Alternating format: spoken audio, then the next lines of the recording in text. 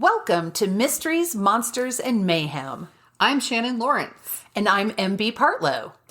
Quick content warning before we get started. This podcast may contain language and disturbing content, so enter at your own risk. Hello. Hello. We're here. We're here again. We are here. We are here. Every time you do that, I get that chant from was it Dr. Seuss? We are here. Horton hears a who. Okay, and we have a guest. So we are going to let that guest introduce herself. Okay. I am not Horton. I don't hear any who's. But you are here. I am here. I am Mandy Houk. What do you want me to say? Tell us what you do, what you write. Okay. Yeah. Well, I am a writer. I know you guys from Pikes Peak Writers. I don't know if that's pertinent, but let's see. I write fiction. I actually just had my first short fiction published. They didn't pay me anything. I don't care at this point. So that was published on Defenestration Mag, which is that not the best? Yes. I mean, because I don't know, listeners, if you know, but to defenestrate is to throw someone out a window. So it's a very good magazine title. So I had a little humor piece published there. And then I have a not funny piece being published in the Pikes Peak Writers Anthology. Other than that, I've only published nonfiction, but I have 3 completed novels. The first one sucks. The second one's kind of okay. But the third one is being shopped around by my agent right now. So we just keep getting nice rejection letters. Okay. At least they're nice. So I write literary fiction. The one that's being shopped around right now takes place in 1929. There's like dance hall girls and hobos. So we're calling it historical fiction, hopefully, because it's really hard to place literary fiction. So we call it historical. Maybe they'll do something with it. I don't know. So that's what I write. And then when I'm not writing, I have a 3-legged dog named Winston, who is more famous than I am. And yeah, my husband and I are empty nesters. And yeah, that's about it. So what's funny about the literary thing is that oddly, it's easier to sell literary horror short form. Oh. Really? Than some of the other stuff. Maybe I should try a new thing. Now, there are more markets for like the general horror, but all the high paying markets, like the literary. Huh. And I was like, I will never get into those because we can collab. You come up with a plot and I'll throw extra, like. You'll make it pretty. Words. Throw a few extra words in there and we'll call it literary. Yeah, I did. So I just found out I will be in my first best ever. Nice. That's right. I saw that. I saw you. Best of the year for Carnage House, which is my extreme, like it's more extreme horror and it's gory. And, but the editor was posting something and he was like, people keep sending me literary horror. And he's like, there's a lot of markets for that. This is not the one. It's called Carnage House. And they're very clear on what they want in there, but people don't read, the submission requirements ever. And he said, so now I'm just going to tell them this ain't no highfalutin magazine. I'm not sure we have any falutin at all. And I was like, that's great. Because people always said, like, oh, what style of horror do you write? And I was like, I write blue collar horror. I don't know how else to put it. I write blue sludge horror. That's right. And I said, but from now on, I'm going to answer, I write no falutin horror. There are no falutins in my horror. So, and you know what? I tried to write some more prettier ones, and nobody bought them. Okay, stick with what you're good at. Yeah, I didn't even really know what I wrote. That's what my agents have told me. So I'm like, okay. Yeah. So, which I know the popular, well, not very popular, but some people say literary means nothing happens in the story. So hopefully that is true about my first one, which is why I didn't know what I was doing. I also liked my characters too much, so I didn't really do anything to them. And hello. We all have terrible first novels. Yes. It's the first pancake. Yes. or the first crepe? Yes. I totally want to revisit my first one, but I know, like, I'm afraid to look at it. No, I love the characters, so I know I can do stuff to them now. Yeah. And So. I think that's just going to be cliche riddled when I look at it. You know? Oh, yeah. Oh God. I'm thinking of my first Stroke riddled. Honestly, I don't even know where it is because I'm on like my third computer since writing it. Because I wrote it in 2004, I think. Yeah. Well, 2004 to however long. So but I remember the characters. So like, I think I'm just going to cannibalize the manuscript by like plucking the characters out and having actual things happen. That's what I want to do. I want to take the characters and just the kernel of the idea and scrap all the stuff that doesn't work and keep the bits that did work, which is like a handful. Right. Yeah. I know. I did love my characters and I liked the premise. So yeah, eventually I think I'm going to sit down and just maybe read it through one time to my horror. Yes. And then just gather the data I wanted to keep and then just write it completely from new. I had people tell me when I wrote my first one, this needs to be YA. And I was like, why? She's not that's not her age. I don't have any desire to make her that age. Right. It'll sell. Well, that's great, but I don't want to write that. Well, it won't sell if it's not YA though. Like, which is I don't have any problem with YA. It's just not what I write. Right. And for me, actually, my second novel, the protagonist is like, he spans an age from 12 to 15. So a couple agents tried to tell me it was YA, but I'm like, no, it isn't. I mean, To Kill a Mockingbird's not YA, just because it's narrated. So, and again, like you said, I don't have anything against YA. I just know it's not YA. So I don't know. So the Defenestration mag, is it a literary magazine? It's just it's an online humor mag. It's very silly. It's been around for 21 years. They like joked on the website that they can drink now, that the magazine can drink now. So it's really, it's just all humor. Actually, one of the categories that they publish was really interesting to me. It's fake nonfiction. So it's like book reviews of a book that doesn't exist or, really silly stuff like that. And so I was like, ooh, that might be fun. So, but yeah, they don't pay, but they only have they have like a 20% acceptance rate. So I felt okay. I mean, that's not, nothing, but well, I don't know. Now, if you write more things, then you get to have that little section that says I've published in these magazines. Mm-hmm. Yes. So I was finally able on my website to say that I've been published in fiction. So yay. The money's in nonfiction, but yeah. Is there money there anymore? No, but it's still more. $1 is more than $0. This is true. This is very true.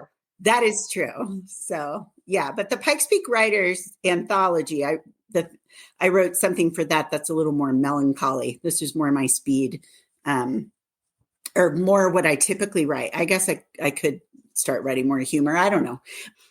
So that one will be fun for me because it'll actually be physical, like actually on a page on paper. So nonfiction.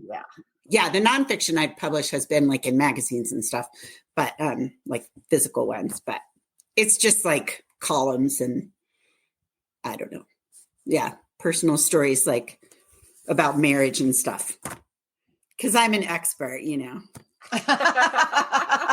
mean, you are married. I've been married 12 times. No, I'm kidding. I know how every single different kind of marriage works now. Yeah, I know all about them. Now, I think, it was 32 years in December. Wow. So congratulations. Nice. So, yeah. What year is that? 92. We were married in 92. Okay. I have been married 4 years less. Okay. And I was like, I don't want to do the math right now.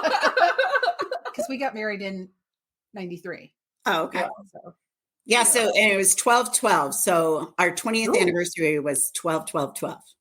Yay! So it was a little fun. We should have like played the lottery that day or something. I don't know. Probably. I have a 12.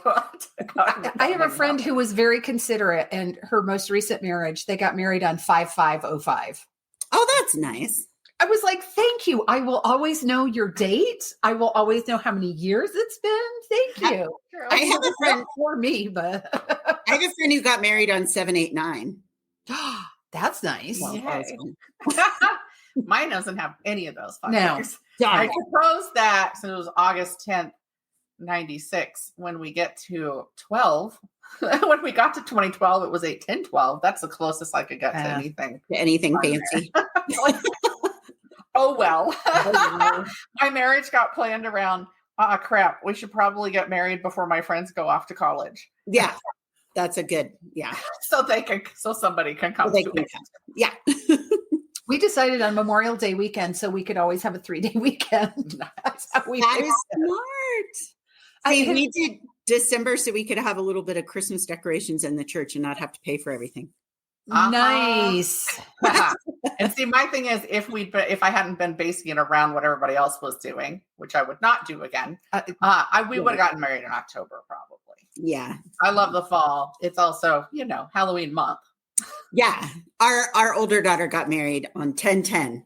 Apparently we have a thing going in our house. Anyway, yes, they got married October 10th, and it was really nice. It was the fall, the golden light, all that. Mm-hmm. My sister is eventually getting married on Halloween. Oh, fun. Yeah. Eventually. So not this year. We haven't set a year. They haven't set a year. But not a year.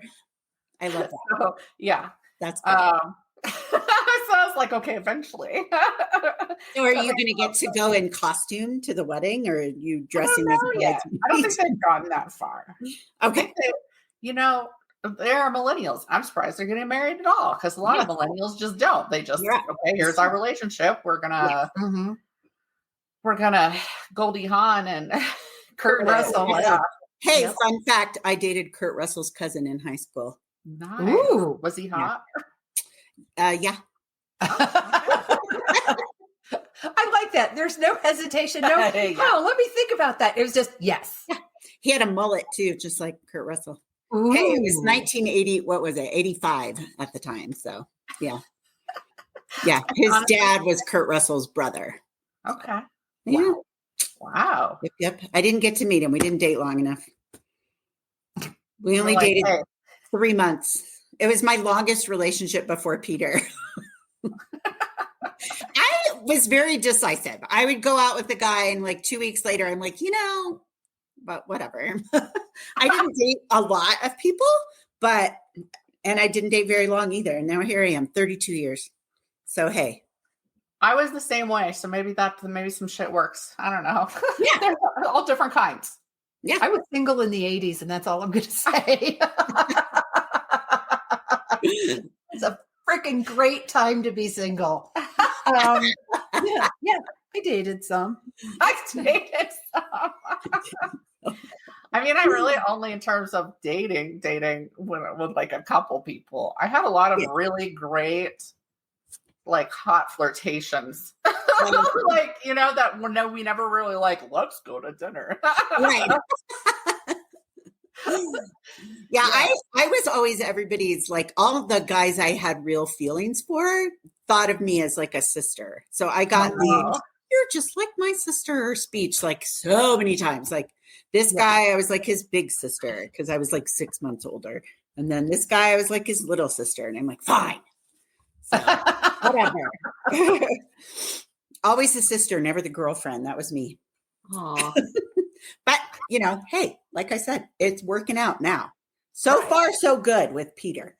I think we're all 32 years. I have high hopes. I think it might work out. I think it might work out. I posted some, there was a comment on something, and it was some video, and this woman was crazy, and you could just see that her husband's like lurking in the background or whatever. And somebody posted like a comment that was like, come on, y'all know he knew what he was getting into when he wrote up that proposal. Like, he knew it. So I posted that and I was like, man, y'all do not know how brave my husband had to have been. I was scary. And he just ghosted it, completely oblivious to that. There's a Facebook group called 411 for the 719. Yeah.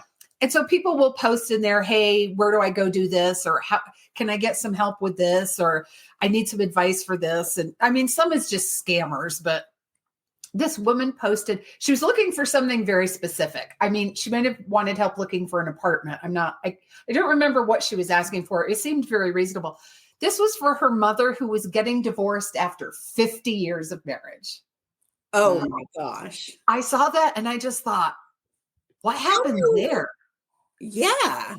I'm like, somebody got sick of somebody's shit. Well, and the question is, when it's, as we go along, that's going to be different. But at this point, if somebody was married for 50 years, chances are, I mean, that's probably a boomer, right? Like, yeah. And so they had those different rules. So she would have stayed married, whether she wanted to be or not, right? Like whether she was happy or not the whole time. It's not even that something changed at 50, except she maybe finally went, you know what? I don't want to be here. People get divorced now. Yeah. Yeah. But or it's she always found out like a double life thing, but I don't know. Yeah. There was no, whoever this was who posted didn't post any of her mom's story. She just said, my mom's getting divorced after 50 years and is looking for an apartment. And although a lot of the comments were like, excuse me, what? Yeah, right. She replied to those because I would have been on it. Yeah. Notes. What happened here? Tell me. Spill the tea. I gotta know the story. I always want the story. People have tossed something off and I'm like, wait, can we go back to that thing you said like 10 minutes ago in passing? Right. I'm just going to start telling people, if you don't give me more details, I'm going to make them up. There you go. That works. Which one are you more comfortable with? Yeah. Well, if they know you, they will tell you. Right? I'm like, and let me tell you what genre I'm in. You're a little I'm like, you think about makeup for me. So. Right? Like, tell everybody lies. Go ahead. We were talking about miniature things before we started recording because my husband got me these tiny working shopping carts because I was amused by one in Mexico that a receipt came in. So have you guys seen the little bananas that they have? Or sometimes they're like maybe finger size, right? And it comes in like the edible. Oh yeah. I've seen that. Yeah. So like there's so many things like that I've also gotten because you got your tiny eggplants. I resisted shoplifting the miniature tents. That's what I did always like those. And they like in the camping section of Sears, they have the mini tents too. I was always like, oh my gosh, why don't they sell these for dolls? I know. That's what I mean. My kids, they were like, that would be perfect for my Barbie, Mom. I'm like, I know.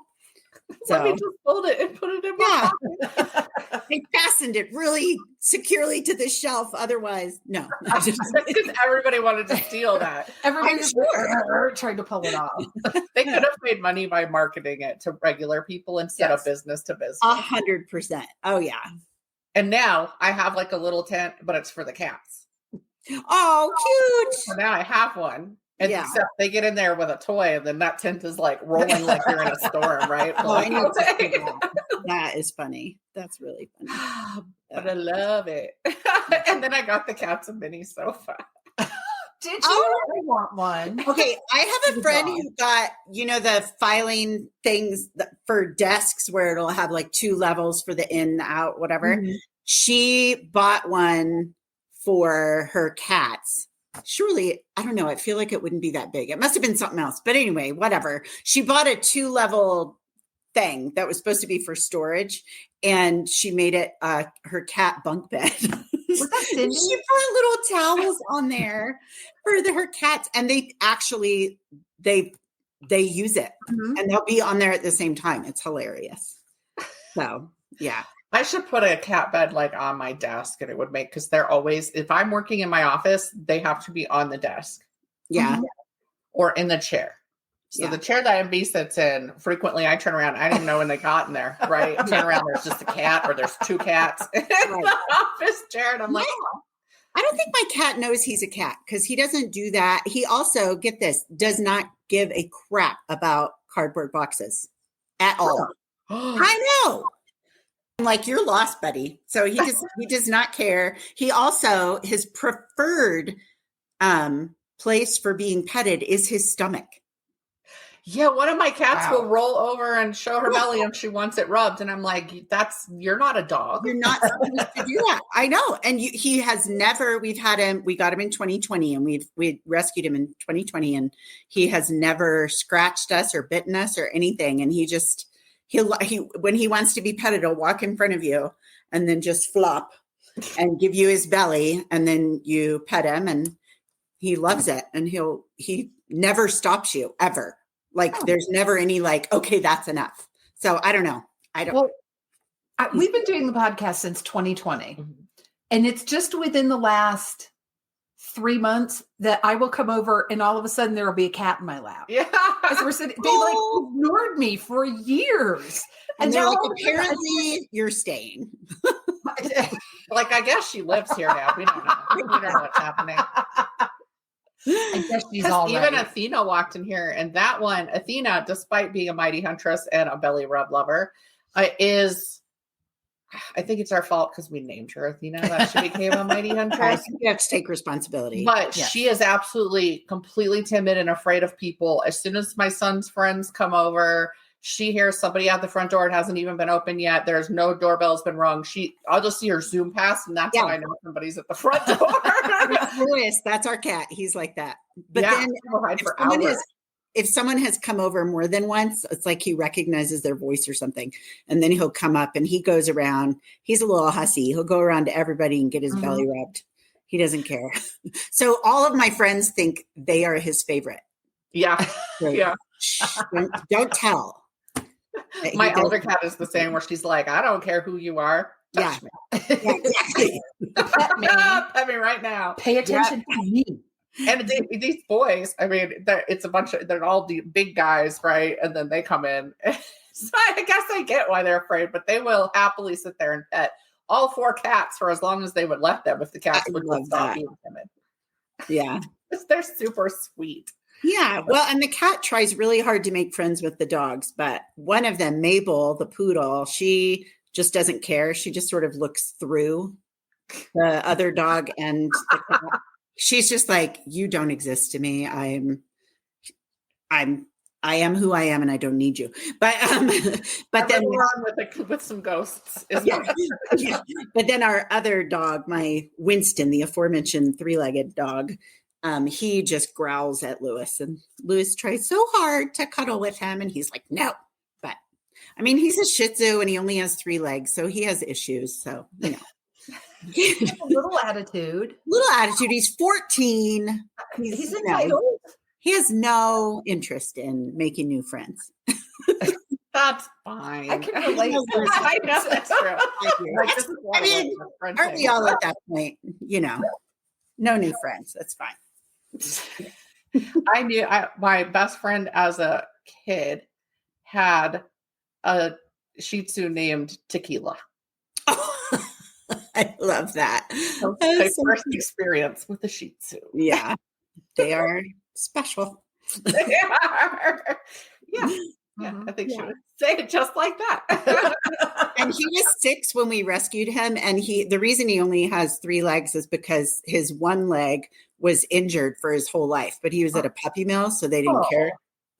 So my vet was like, we need to take this leg off because his mom during puppy birth, whatever, childbirth, I don't know. She had chewed off his toes on one of his back feet. And so he couldn't reach the ground. So all those 6 years of having to like overextend his leg, his knee was dislocating and relocating like all the time. So that's awful. He was quite the asshole when we got him. But that it seems he came by that honestly from yes, he did. And so the vet was like, he's in pain constantly. And we're like, oh, that makes sense. So once he removed the leg, he's still special, but I mean, he has people he likes and people he does not like, but he's not a jerk all the time like he used to be. So yeah. That's good. Yeah. My brother has a jerk dog. Everybody knows the dog is a jerk. I feel bad for the dog because the reason it's a jerk is he had stayed back with my brother's ex, and that ex was extremely abusive. Oh no. And so he finally was like, I'm taking the dog. Oh, well, I'm glad yeah. But the dog had not usually gotten if the dog, sick. yeah. Usually if an animal is a jerk, they have a reason.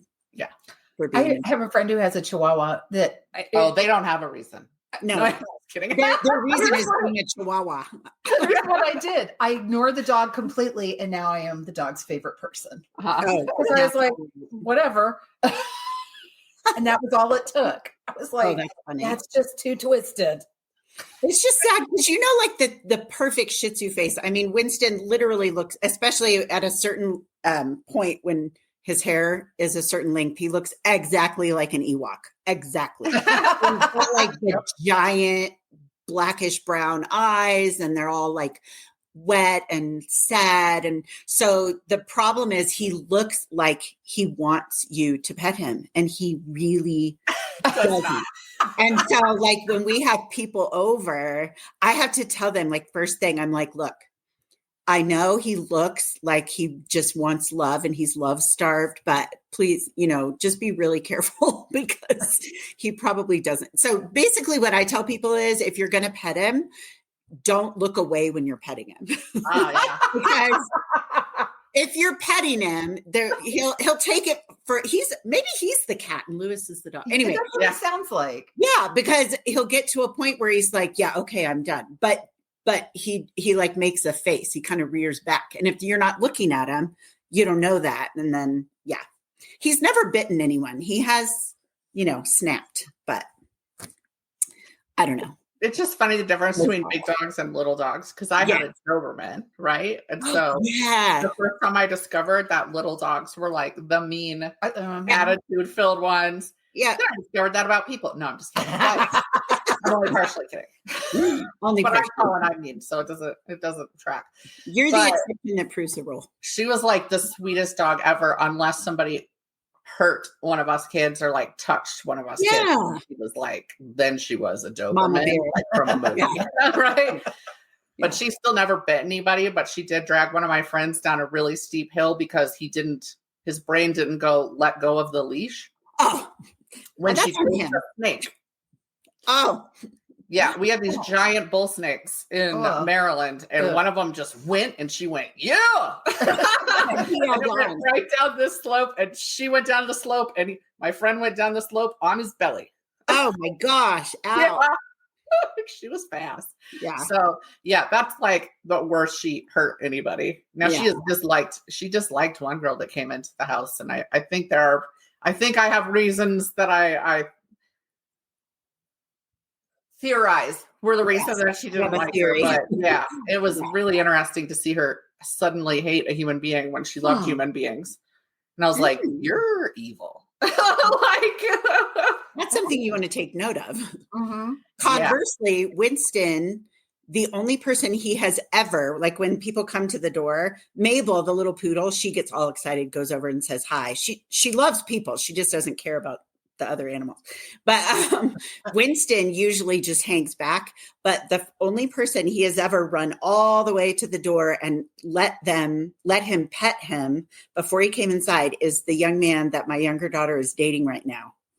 And I'm like, if Winston approves, right? Yeah, we approve. Yeah. So it was good. It was especially helpful because he dog sat for us a couple weeks ago. So I was like, who can I subject Winston to? Or subject to Winston? I don't know. Yeah. You know what I mean? And I was like, aha, I know who he likes. So that was fun. That's perfect. Yeah. It's a character reference right off the bat. It is. So, yep. All right. You ready? I'm ready. Okay. I'm ready to jump right in. It's time for the Grimes crimes.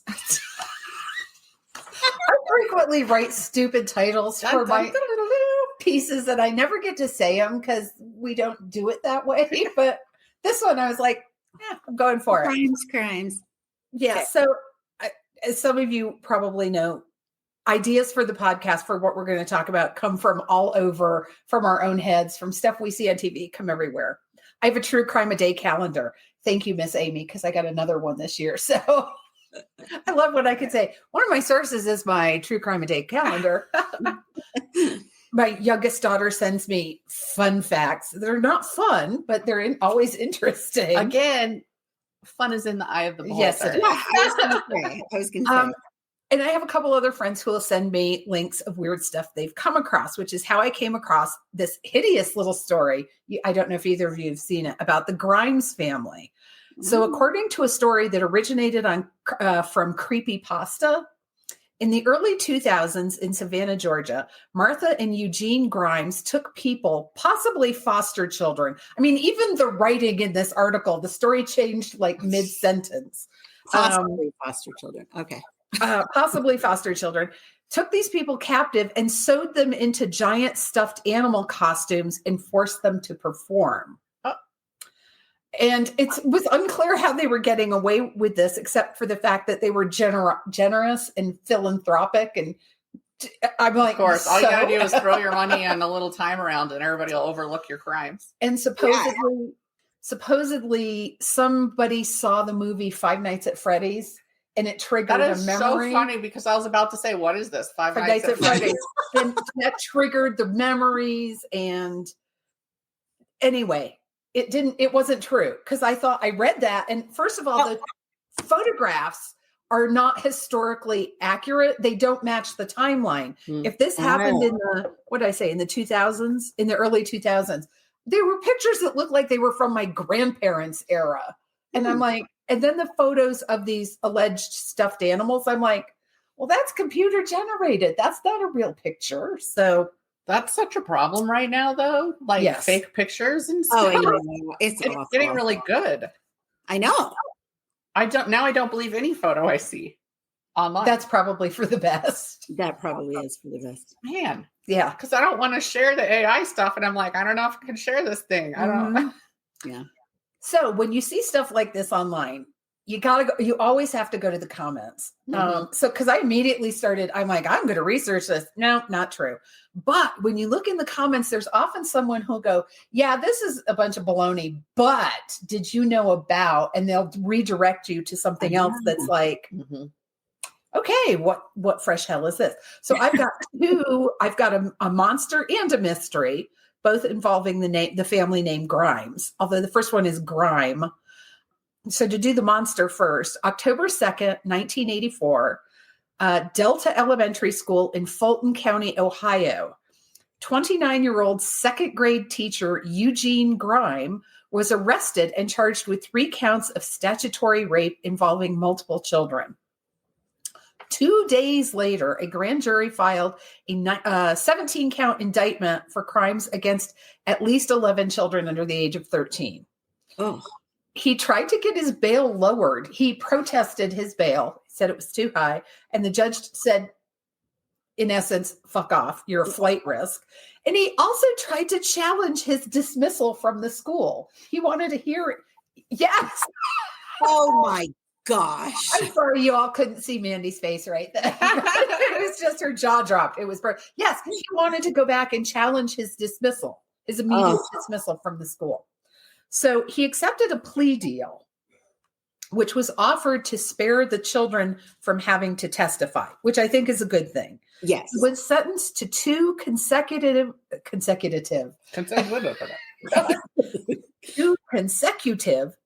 to 25-year prison terms. In 2004, he was adjudicated a sexual predator, which is considered the most dangerous of all sex offenders. He appealed the decision, citing his good behavior in prison, his counseling. Well, he didn't have any children in prison with him. Right, that's like the next thing I have written down. Of course, sorry. There aren't any. There aren't any. He took a standardized test that the result said gave him a less than 20% probability of reoffending. But that's not true. It's never true, ever. No. I used to work at a group home for kids who'd been no. Yeah. So a psychologist who was called as an expert witness testified that the standardized test, now this will shock you, failed to take several factors into consideration in this case. I mean, it's a standardized test. It doesn't account for outliers and individuality. Yeah. One of the factors was that he molested at least 11 children, and the activity was carried out over 3 to 7 years. I mean, it wasn't like a one-time. Yeah, this was a long, ongoing thing. Yeah. They testified. This woman testified that his attraction to boys was a, quote, deeply integrated component of his psyche that will not be eradicated no matter what type of treatment he receives, end quote. Right. She stated he was likely to reoffend. Again, he hasn't recommitted any of these crimes because there are no children for him to attack in prison. Right. In 2020, he was deemed eligible for parole. And at that point, one of his victims came forward and addressed the parole board, and parole was denied. As I am writing this, he is going before the parole board again this month, which is January of 2025. I could not find a more specific date. I mean, I had his inmate number and went to the prison system, and it just said January 2025. Apparently, the Ohio parole board is considering paroling him. No. So they were, that's my response. We refuse. My daughter lives in Ohio. Where is he? I mean, she's an adult and she's a girl, so he doesn't care, but Fulton County. So I will try to keep my eye on this and go back to it and see if I can find out what happens. Good. So that was the monster. So next is the mystery. So this time we're going back to December 28th, 1956 in McKinley Park, which is a suburb of Chicago. So in 1956, I just had to say this, the hot Christmas gifts that year were the Pez space gun. I didn't even know Pez made a space gun. No. I've never seen it, and I'm totally, I need to see one. I need to have one probably, and the Lone Ranger cowboy guitar. I mean, never mind the fact that the Lone Ranger didn't, to my knowledge, play the guitar. No. So, but those were and back then, just as a note, toys were very, very strictly divided into girl toys and boy toys. Right. Can you mark where you are? Because Dr. Smith, the gun, Pez gun, just keep track of where you were. So that since I've interrupted you. Okay. No, it's just a really quick. Did you guys know that they had like those mustache teacups with the little mustache shape on it so that when they drank, the metal would cover the mustache? Yes. I did it. And now I want to go to antique stores and find one. That is so cool. I want one. In my family, because some grandfather had it was a mustache. And it wasn't metal, it was porcelain. It's part of the tea. Porcelain? It's part of the cup. It's whatever the cup is made of. So now I have a mission, and that mission is to find me a mustache. Yes. I don't need it yet. I know that I'm a middle-aged woman, and believe me, there is growth there that I must remove. But it would not be necessary I at this need time. to shape my goatee. I know. Where's my goatee cup? I will get you a mustache cup. Yeah. Woo. Oh, it made me so happy for so friends, true friends. I'm so easy to please. I really am. Okay, back to the story. Yeah. Okay, so in the Grimes family, in the Grimes household, Mom Loretta was divorced from Dad Joseph, which was a little unusual for that time, but they were reportedly on very good terms. Dad was very much part of his kids' lives. He was very active, and there were 7 children. So Barbara Grimes, age 15, and Patricia, age 12, had permission from their mother to go to a nearby movie theater and watch the Elvis Presley movie, Love Me Tender. The inseparable sisters were huge Elvis fans and had recently joined his official fan club. This was going to be the girls' 11th time seeing the movie, and possibly the 12th as well if they stayed for the second showing. Just wow. We tend to associate seeing a movie like that over and over and over again with things like Star Wars. Mm-hmm. We tend to associate it with nerds, and it's like, no, it existed long before. Big fans have always been big fans. I mean, there's so many movies I watch over and over that have nothing. But when they first came out in the theater, you worked in the theater, so that You want me to tell you how many times I sat in on Three Musketeers? Yes. Oh, the one with Yeah. ooh. Yeah. That was my break and after work sit right there for a while. All right. Yeah. Treat yourself. Yeah. So the girls left home around 7:30 p.m., promising to be home before midnight. They had approximately $2.50 on them, and they set out for the Brighton Theater, which was about 1.5 miles away. It isn't clear if they walked or took the bus, but they went to the theater.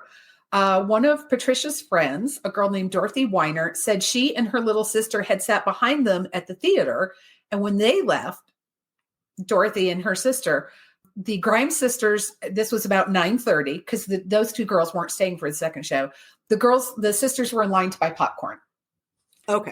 For $2.50, you could take the bus and buy popcorn and see a movie. See a movie. Wow. So Loretta was expecting the girls home around 11:45 p.m. When they hadn't returned by midnight, Mom sent their brother Joey, who was 14, and their sister Teresa, who was 17, to the nearest bus stop to wait for them. 3 buses came and went, and no girls. So the siblings returned home, and Mom filed a missing persons report with the Chicago Police Department at 2:15 a.m. on December 29th. So I have really mixed feelings about this. And we've talked on the podcast before about how Amber Alerts, the laws have changed, and that you can report someone missing and the police will take it seriously now as soon as you report them missing. It did not used to be that way. Oh, come back in 36 hours or 24, whatever it was. So this did turn into one of the biggest missing persons cases that Cook County has ever seen. Hundreds of volunteers joined the search on December 29th, although the police didn't take the case seriously until a week had passed with no sign of the girls and no word from them. Can you imagine, how old did you say they were? 12 and 15. Good gosh. Come on, people. Yeah. Yeah. I'm sure they were like, they just ran away. They'll come home. Yes. You know how teenagers are. Yeah, we do. And that's not how they usually are. Exactly. They thought they'd run away or that they were voluntarily staying with boyfriends. So eventually, when the police did decide they were going to be involved, hundreds of officers were assigned to investigate, including many from surrounding suburbs. Police went door to door. They dredged ponds and canals.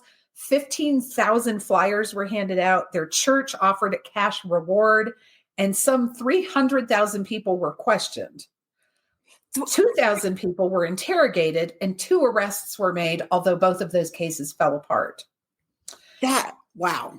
Yeah. So buckle up, because it just gets stranger from this point, as if the disappearance alone wasn't bad enough. There were continuous appeals for any eyewitnesses to come forward, and they did. They came out of the woodwork. Here's what killed me. This case is referred to more than once as Chicago's loss of innocence. Okay. When was Chicago innocent? I mean, you've got the St. Valentine's Day Massacre in 1929. Let's not forget Sinclair Lewis wrote The Jungle. Yeah. Red Summer started in Chicago. Yes, the meatpacking industry. In 1918, the Spanish flu killed 8,500 people in 3 months in Chicago. But they were innocent. They were innocent. Yeah. And let's not forget the race riots and the labor strikes and the protests. And all of the mafia actions. Oh, yeah. Oh, Mayor Daley. But Mayor Daley was my gosh. just coming into power when this was happening. So can't lay that on him. Or like the innocence of DC. Yes. I'm like, how do you define innocence? I mean, what? Yeah. You know, that's weird. I don't get it, but I am not an old white man trying to sell newspapers or civic pride. It's true. You're not? I know, right? That must be why I like you. So, because I'm not an old white man. Several people reported seeing the girls talking to a young man who resembled Elvis Presley in a car that they think was a Mercury. And some thought they saw the girls get into the car with him. The sightings just flooded in. Rumors exploded that there was a group of people who believed that the girls had run away to Graceland to meet Elvis, or that they had run away to emulate his lifestyle. And I'm like, I don't understand. How were those teen girls going to emulate his lifestyle? Yeah. I don't know. They were going to go womanizing. Yeah. But it got so bad that on January 19th, Graceland issued an official statement begging the girls to return home to their mother. Oh, man. Because at that point, they thought the girls had run away. Several people claimed they saw the girls boarding a bus, including the bus driver, and they apparently got off at a stop halfway between the theater and their home and nobody knows why. A young man who was at the same showing said he saw the girls walking away from the theater. He saw a car pull up and talk to the girls, but the girls kept going. He saw a second car do the same thing, and the girls just kept going. 2 teenage boys said they saw the girls walking approximately 2 blocks from their home. A security guard claimed he gave them directions on the morning of December 29th. So this would have been after they were missing all night, claiming he remembered them because they had been rude and abrupt to him. Oh. Yes. A friend of the girls claimed she saw them walking down the street on the 29th at approximately 2:30 in the afternoon. A classmate said she saw the girls walk past a restaurant she was in early in the evening on the 29th in the company of 2 other girls. Later that evening, a cashier at a different theater, said she saw the girls. A railroad conductor reported seeing them on a train near the Great Lakes Naval Training Center. Early morning on December 30th, a restaurant owner said he saw the girls in the company of Edward Bedwell, with Patricia unable to walk unassisted. And a clerk at the Claremont Hotel said the girls checked in later that day. He could not say if she was ill or injured or drunk. He had no idea. She just didn't seem to be able to walk on her own. There's a lot more people, and some of them were just so outrageous. I mean, people were like, I saw them in Nashville. It's like, I am not trying to insult these girls. They were very pretty, but they were kind of average pretty. I mean, they were nice, neat girls. They had brunette. They had pleasant faces, but it seems like everybody who saw 2 girls with dark hair reported that they saw the Grimes sisters. Right. The only one I noticed that one of the ones you said was of someone who knew them. That's the only one that I would go, aha. Yes. But all of the it doesn't seem like usually people are going to recognize a stranger. Well, it's funny because it's not unusual that there's going to be a pair of girls ever in any situation. Exactly. They travel in pairs at least. Yeah. We highly recommend they travel in at least pairs. Right. Yes. Yeah. So it's January in Chicago, which means it's cold and it snows and it thaws and it snows and it thaws and it snows. So on January 22nd, Jesus, this just kills me. A man named Leonard Prescott was driving on a back road in Willow Springs when he saw something flesh-colored behind a guardrail. He thought it was a mannequin. What do you think he did? Kept driving. Well, yes. He went and got his wife and made her look. Oh, wow. Once again, if you could see Mandy's face right now, I'm like, he went and got his wife and made her look. Oh, She Lordy. fainted because it was the frozen nude bodies of the sisters. So they immediately called the police. When she came to. Yeah. Yeah. Well, and it was a back road, so they probably had to drive somewhere. Yes. There were no cell phones back then. So police believed that the girls were already dead when they were brought to this location and dumped. Yeah. I'm going to say stuff that I'm going to contradict later, but just bear with me. Barbara had 3 wounds on her chest that looked like ice pick wounds, as well as blunt force trauma wounds on her face and head. And Patricia had bruising on her face and body. When the bodies were found, 160 police officers plus many civilian volunteers converged on the scene to search for evidence. And destroy it. And they're what a shocker. A bunch of hapless idiots who don't know what they're doing. 200 people. Yep, 200 people tromping over the scene. They never found anything helpful at that scene. Were the John Benet Ramsey detectives descended from these people? I don't know. They were trained by those people. Yes, they just obliterated anything that might have been helpful. So I don't know why, 3 forensic pathologists examined each body for approximately 5 hours, after which they were unable to agree on a time or a cause of death. Analysis of their stomach contents led them to believe that the girls had been killed within 5 hours of the last known sighting in the movie theater. They had popcorn in their stomach and whatever they had had for dinner, but they didn't have anything else. So they weren't. Oh, yeah. Cause of death was ruled as a combo of shock and exposure, although this was partially derived from lack of any other cause. So there wasn't a wound that caused their death or a blow or. I thought you said ice pick. There were stab wounds, but apparently they weren't mortal. Oh, so maybe it was like torture? We're coming back to those wounds in a minute. Okay. There was a debate because some of the pathologists said the wounds of the girls' bodies might have been caused by animal or rodent predation after they were done. Yeah. Okay. So no fatal wounds were found, and the drug/tox screens were clean. So they hadn't been drinking, they hadn't been drugged. The autopsies concluded that Barbara had engaged in sexual intercourse, although there is no evidence to support one way or the other was rape or not. She did it willingly or if it was forced. Right. One of the coroners said the bodies had lain behind the guardrail the entire time, with a cold snap and snow keeping them hidden until a recent thaw.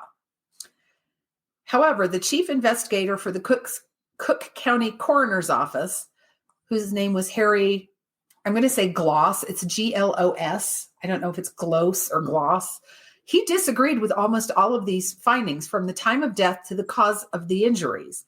He also maintained that a thin layer of ice over the girls' bodies indicated they'd been alive until January 7th, after which weather conditions were such to support the formation of that thin crust of ice.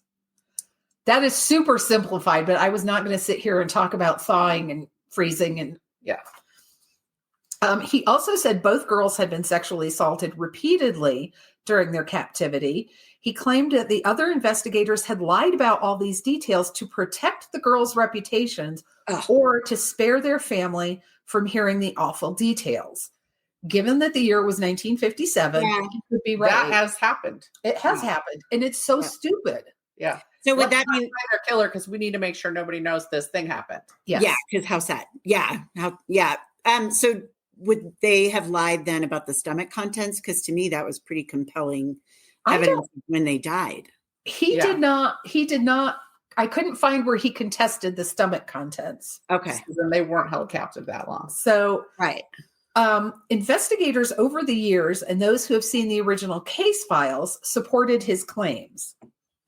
And I do want to point out, he refused to back down and got fired for refusing to take back what he said. And he continued to investigate on his own.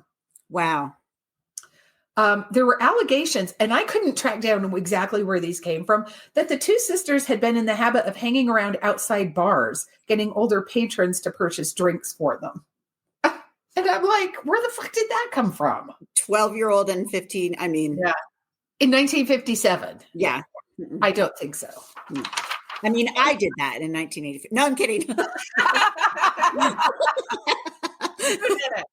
You guys were like, what? Mandy? So, one of the people who's picked up, Edward Lee Benny Bedwell, was a 21-year-old drifter who did bear a passing resemblance to Elvis Presley, which I think means he was male. And had dark hair. Maybe a tan. Yeah. He worked as a dishwasher at a Skid Row restaurant, and the owner reported that Bedwell and a friend had shown up on the morning of December 30th with two girls who resembled the Grimes sisters. So they showed up on the morning of December 30th. This Good Samaritan didn't report his employee until January 24th. Okay. I mean, there are flyers. This is big news. This is like nationwide news, but He just forgot for 3 weeks? Wow. 3.5 weeks. So Bedwell was arrested and interrogated for 3 days. Under protest, he signed a 14-page confession full of details that were contradicted by pretty much all of the coroner's reports. Bedwell and his friend continued to say the two girls they'd been with were not the Grimes sisters. Bedwell later recanted his confession, and it would seem like he was clocked into a job site during the hours when the sisters went missing. Most likely went missing. Okay. So he probably didn't do it. I can't say that for sure. Max Fleeg was a 17-year-old, also considered a suspect, although his age meant legally he could not be issued a polygraph test. He took one voluntarily where he supposedly confessed, but since the polygraph couldn't be used as evidence, he had to be released. Why bother to do the polygraph? I was like, is there no investigation? Is it just the polygraph? We can't do anything else. Did he look like Elvis? I will point out that he was later arrested for the unrelated murder of another young woman. Oh. Yeah. So a self-proclaimed psychic, 53-year-old Walter Kranz, was considered a suspect after phoning in a tip about where the bodies could be found. It wasn't the exact spot, but it was close.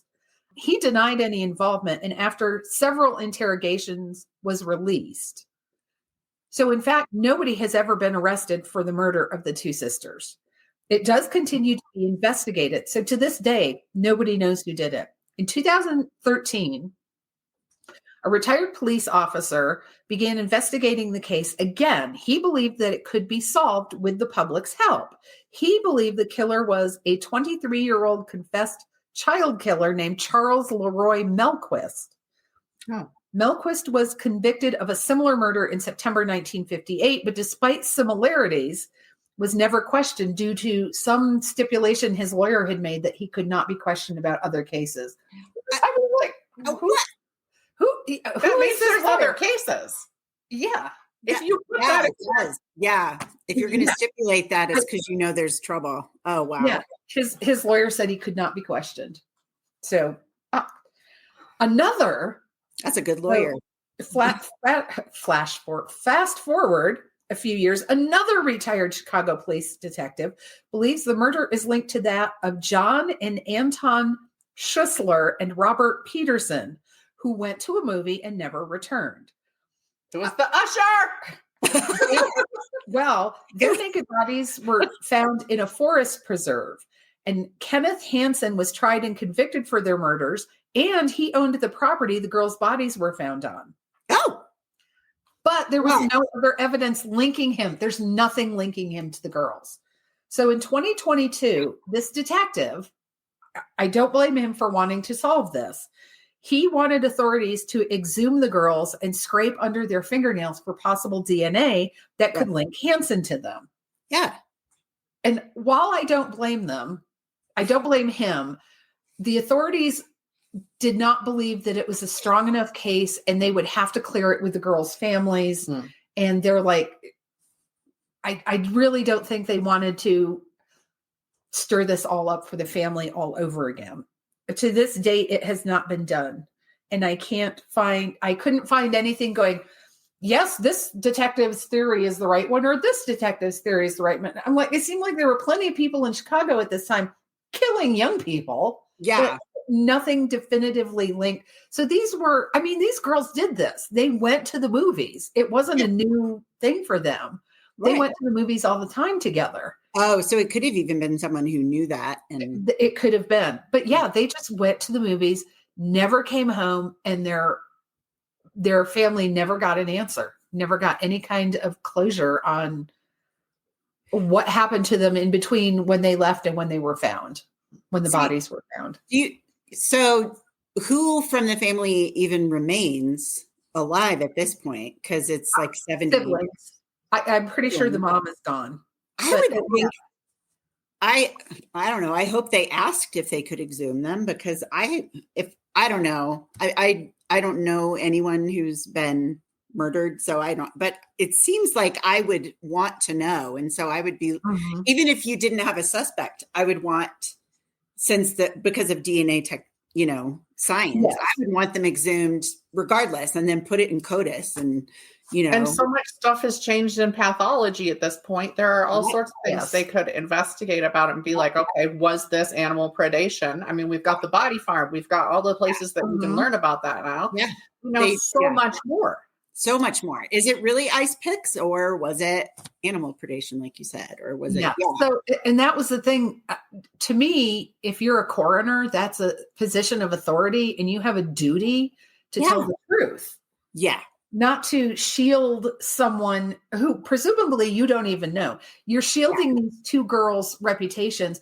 They're freaking dead. Right. They don't care. They do not care. They would much rather you find their murderer than we pretend everything was rosy. Right. Oh, my word. And I'm like, this mother and father have lost their children. I don't think it gets worse. Without knowing. Yeah. So that was just, it was an awful story the more I got into it, because first of all, the outpouring of sightings that couldn't have been true. And it's like, people it was like, they got caught up in the moment. Oh, we're looking for these girls. Everybody's looking for these girls. I'm sure those girls we saw today were them. Yeah. Yeah. So my sources were, of all places, Instagram. That was where the original thing came from. Wikipedia, of course. There's a website called Block Parole, which is where I found some of the information about the sex offender who was coming up for parole this month. Because it has all these cases, and it's like people need to know that these people are coming up for parole. Yeah. And if the public doesn't say anything, the parole board is going to parole them. Mm-hmm. Yeah. Stacker, ABC News, and WGN News. And for all I know, there could be more theories out there that I just was too tired to find. Yeah.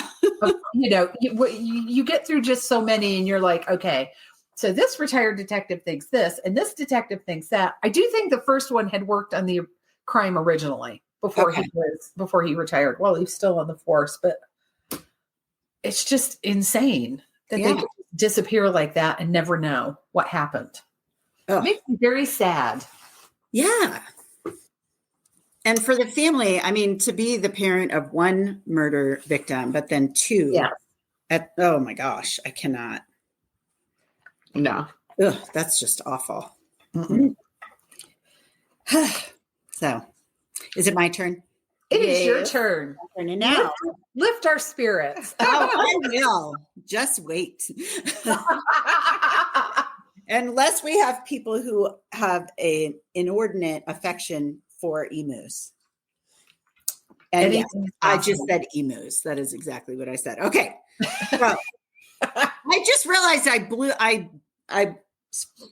was a little bit of a spoiler in my lead up. I wasn't going to say it, whatever. Okay, moving on.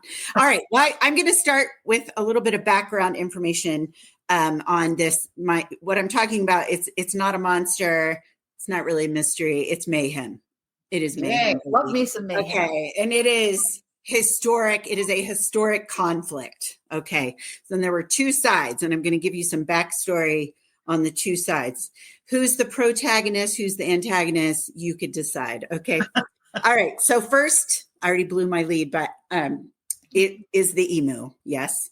So, and I do have a little disclaimer about me and emus. I should recuse myself, but we're already here. So, but when I was in high school in glorious Fresno, California, in the mid 1980s, my best friend, Billy, lived on some acreage at the edge of town. Now, I know a lot of people think Fresno is all agriculture. It is not. He actually lived in this really nice area, but for whatever reason, he had his parents were a little weird, and they were not farmers, not veterinarians, nothing like that, but they had just enough land that they decided to get some chickens, which was not really popular back then. Nobody was homesteading. There's no opportunity to put pictures of your chickens on Instagram back then. So no. Anyway, so they decided to get some chickens. Then they were like, hey, maybe let's get some turkeys too. And then they got some ostriches, and then they got some emus. Okay. And I had never heard of emus before. I met Billy's emus. And Billy, his job was to take care of all the birds on the property. And his least favorite bird by far were the emus. And he would warn me when I was over there. He's like, don't make eye contact with them. And don't get too close to them. He said they spit at him. And it was funny because as I was preparing this, I said something. I wrote down that they were biters. And then I was like, is that, I think I might have inserted that. I don't think he said they were biters. I think I added that just because I have a recollection of the enthusiasm of his cautionary, declarations. And then also just, they kind of have a little sassy glint in their eyes. So you never know. But so as soon as I heard this story, my daughter, Emmy, actually told me about it because she knew I had told her about Billy having emus. And so she knew about this story and she told me about it. And so I was like, Billy would be all over the story. It would be hilarious. So now a few facts about emus. No Mandy prejudices or Billy prejudices.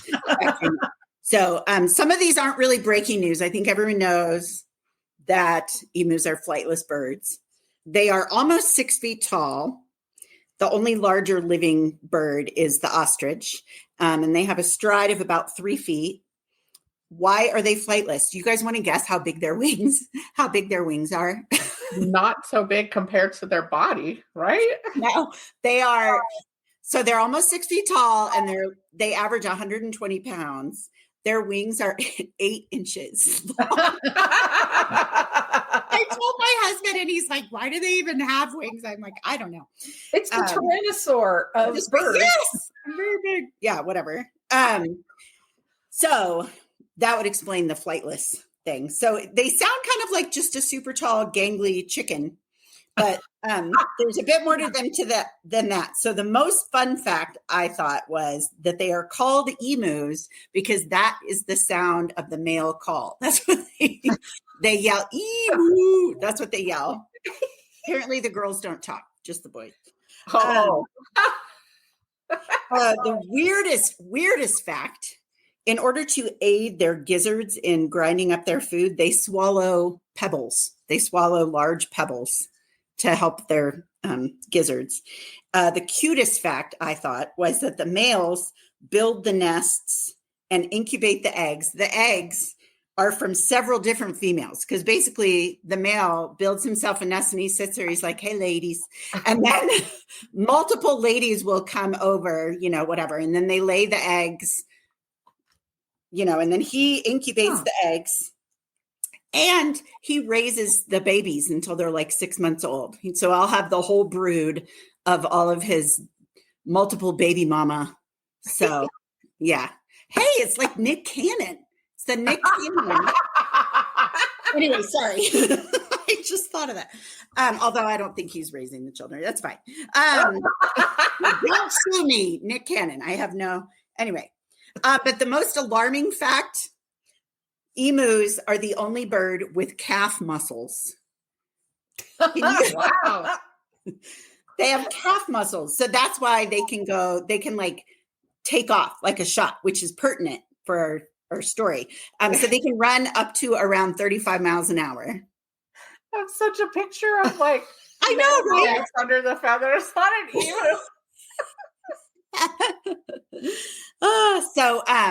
Also, they only eat, and this is another very pertinent fact, they only eat the most nutrient-dense plant matter. They are very picky. They eat the seeds, the fruits, the flowers, and the young shoots. They are not interested in the dry, dead stuff. So, like how goats are useful for clearing land and stuff. No, not so much emus. They are native to Australia, and they are exclusive to Australia outside of captivity, like Billy's backyard. They've been known to exist in Australia for thousands of years, and they are a hugely popular symbol there. Their image is on the 50-cent coin, the Australian coat of arms. They're a popular mascot for sports teams. So, the calf muscles are something to be admired. So, Um, more importantly, though, they are a significant symbol to First Nations Aboriginal cultures. They represent resilience, which I think you will learn why, strength and connection to nature. In some legends, emus had a hand in creation. And in others, or I guess not a hand, a wing in creation. In others, the emu is a celestial figure in the Milky Way.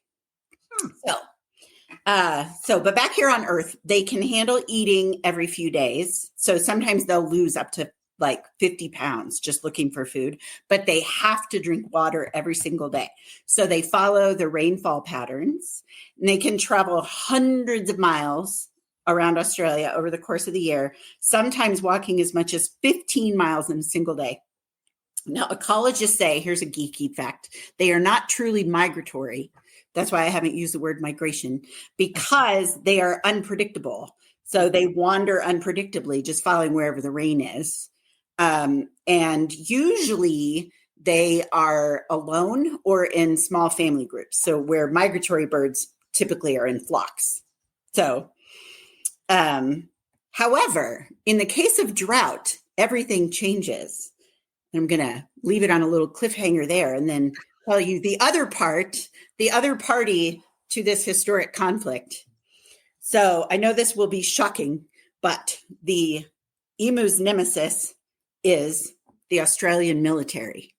Okay. So it's people. People are the nemesis of the emus. So here's what happened. After World War I ended in 1918, the Australian government needed to take care of the veterans, of the returned soldiers. So through a government program, they sent more than 5,000 of these World War I veterans out to the westernmost parts of Australia. And they said, here's some land. You are farmers now. So problem. Nice. First of all, none of them had been farmers, best I can tell.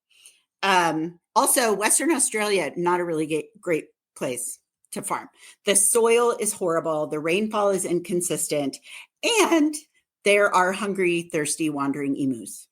By 1922, the emus had wreaked so much havoc on the wheat fields and the fences and everything by devouring the wheat and by breaking through the fences that the Australian government changed the emus' protected status and labeled them vermin. Ooh. So, yeah, very aggressive. So when the emus broke through fences, it allowed other pests to do damage. And then when they ate all the good stuff, they weren't really careful. So not only were they not eating the stuff that, the weeds and detritus or whatever, they also weren't very careful walking around. So they trampled even the stuff they didn't eat.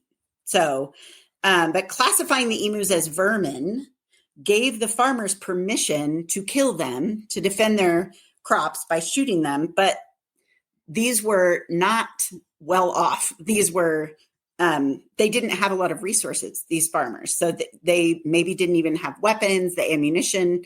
They couldn't afford to spend money on all the ammunition. So they were fighting a losing battle. Okay. Now all of that damage was done by little lone ranger emus and small family group, no guitars. Anyway, and small family groups of emus. And it was just that. It was just the single emus and little family groups of emus for all that time. So by the early 1930s, about a quarter of those soldier farmers had just bailed, abandoned their land, said, I'll go find another job. I'm going back to Eastern Australia. So, but then there was a massive drought in 1932. And that led all the emus to come together. And then there was a massive group, actual migration of the emus, approximately 20,000 emus all together, wandering right into the western region of Australia. And they were hungry and they were careless. And this, along with the worldwide Great Depression, this was not good timing, people. This basically. So the economic disaster. So the veterans were begging for help. And the Australian Minister of Defense, George Pearce, he wanted to show these veterans that they took their concern seriously. And so he dispatched professional active military. Okay. So in November of 1932, 3 members, so he took it seriously, but just 3, 3 members of the Royal Australian Artillery traveled to the Campion district, which was the hardest hit. And these 3 men, we had Major Meredith, Sergeant McMurray, and Gunner O'Halloran. They brought with them 2 Lewis automatic machine guns and 10,000 rounds of ammunition. And they were so optimistic that they were going to be successful against these emus, they brought along their own cinematographer. So they were ready. Oh my God. I know, right? So I know. So they were ready. Okay, day 1, November 2nd, 1932. Meredith, McMurray, and O'Halloran find themselves a group of about 50 emus. Okay. And I'm picturing the emus standing there with their shapely calf muscles, chomping on wheat, looking around, feeling invincible. And the men used formation tactics. I didn't look up what that means. That was just on Encyclopedia Britannica, but they used formation tactics to approach the emus. And they opened fire, and the emus scattered in all directions. And they didn't get any of them. Okay. There's no record of what happened on November 3rd. I don't know if the men were just stunned into silence and apathy. But on November 4th, they decided they were going to ambush them. They weren't going to approach them. They would ambush them. So they found a water source, and they hid, and they waited, and they waited till thousands of emus had come near to the water. But then after just a couple rounds, one of the guns jammed. And so once again, the emus scattered. And so at this point, having faced literally thousands of emus within range of gunfire, they only managed to kill 30. Wow. 30 emus. Wow. So the farmers are like, all right, you know what? Let us help. So they jumped in their trucks and they tried to guide the emus toward the military people. What is that, Mandy? Whatever. Anyway, toward the guys. So they tried to herd the emus toward the gunners. They tried to shoot at the birds from their trucks, but that just resulted in a few truck crashes, including trucks crashing into emus. But then the emus were fine and ran off. So that didn't even work. And also the emus were faster than the trucks because the terrain was really rough. So the trucks couldn't really go that fast. And so and I don't know, I'm just these poor guys leaning out of their trucks, trying to shoot at, a swiftly running big chicken. I don't know. With shapely calf muscles. With very shapely calf muscles. Yes. So even if the emus did get hit, their hides are super tough. So most of the time it would just glance off and the emus would just keep running. So, wow. Yeah. So by November 8th, thanks to the presence of the cinematographer, this was a mistake, boys, because the press caught wind of what was going on. And so they had widely circulated the story. So less than a week later, the guys were already a laughingstock. So they called it the quote unquote Emu War. The Australian politicians were joking that they needed to award medals to these emus because they had, quote, won every round so far. So at this point, Meredith and his team, the 2 other guys, they withdrew, but the farmers were like, no, you guys, we still have 20,000 emus minus 30. So they're like, get back here. So around this time, actually, there was a report that they had not just killed 30, they'd killed 300. So they were like, well, maybe they'll figure it out. Maybe maybe we'll have more success if they go back. So Minister of Defense George Pierce, he said, go back. So after a few weeks, Meredith and his team started noticing some tactics on the part of the emus. So they noticed that in any given group of emus, one of them would serve as a lookout. So sort of like the meerkat of the group. Mm-hmm. And so and then he would signal. They had signals and they would signal the other emus to scatter. At one point, Major Meredith reported that they had successfully killed 986 emus. And he estimated that 2,500 of them have to have died eventually because they hit them, and they were wounded when they ran off. But first of all, nobody could confirm those numbers. They've been disputed. But even if they were accurate, we're talking about 20,000 emus at the beginning. So even his best guess estimate from Major Meredith, that was a casualty count of less than 4,000. So that's not a real great, you're not winning at that point. So, Meredith publicly stated later that the emus could, quote, face machine guns with the invulnerability of tanks, unquote. Wow. So when he made this public statement, and also, as I said, emus are a very beloved symbol in Australia, the public started to say, hey, you guys just leave the emus alone. Okay. Also, just the expense of all the bullets, the ratio of bullets spent to emus successfully, dispatched.